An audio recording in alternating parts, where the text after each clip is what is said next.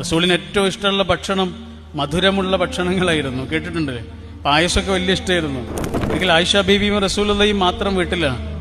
ആ സമയത്ത് ആയിഷ ബീവി റസൂലിന് വേണ്ടിയിട്ട് പായസം ഉണ്ടാക്കിക്കൊണ്ടിരിക്കുകയാണ്. റസൂൽ അത് കാത്തിരിക്കുകയും ചെയ്യുന്നുണ്ട്. അവർ രണ്ടാളും മാത്രമേ ഉള്ളൂ. മൂന്നാമതൊരാൾ അങ്ങോട്ട് വരരുത് എന്നവർ ആഗ്രഹിക്കുന്നുണ്ടാവും. പക്ഷെ അങ്ങോട്ടൊരാൾ വന്നു, ഒരു സഹാബി പെൺകുട്ടി. അവരുടെ കയ്യിലൊരു മണ്ണിന്റെ പാത്രം ഉണ്ടായിരുന്നു. റസൂൽ ചോദിച്ചത് എന്താണ് മോളെ? അപ്പൊ അവര് പറഞ്ഞത് സൗദാ ബീവി തന്നതാണ്, പായസമാണ്. റസൂലിന്റെ മറ്റൊരു ഇണ, നമ്മുടെ മറ്റൊരു ഉമ്മയായ സൗദാ ബീവി കൊടുത്തയച്ചതാണ്. പക്ഷെ ഈ സംസാരമൊക്കെ കേട്ടിട്ട് ആയിഷ ബീവി അകത്ത് നിന്ന് പുറത്തേക്ക് വന്നിട്ട് ചോദിച്ചു, എന്താ പാത്രത്തില്? അപ്പൊ റസൂലുള്ള പറയുന്നത്, ഇത് സൗദ കൊടുത്തയച്ച പായസമാണ് ആയിഷ. ചെറിയൊരു വിഷമമുണ്ടായി. കാണട്ടെ എന്ന് ചോദിച്ചിട്ട് പിടിച്ചു വാങ്ങുന്നതിന്റെ ഊക്കില് ആ പാത്രം താഴെ വീണ് പൊട്ടിച്ചെതറിപ്പോയി.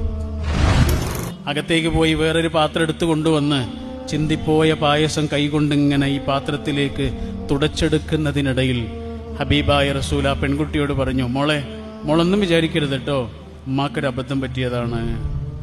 ആയിഷ ബീവിയുടെ കണ്ണ് നിറഞ്ഞിട്ടുണ്ടാവും. ഇതാണ് സ്നേഹം.